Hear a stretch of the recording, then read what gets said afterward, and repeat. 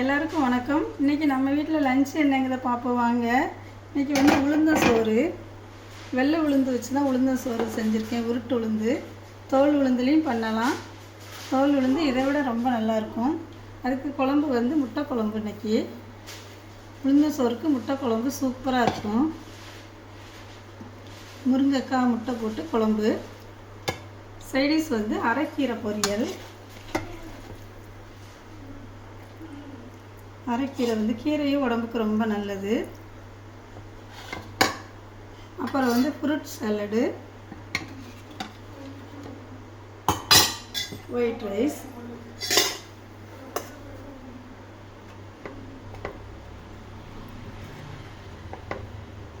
எங்கள் வீட்டில் என்ன சாதம் செஞ்சாலும் ஒயிட் ரைஸ் வைக்கணும். அதுக்கு ரசம்,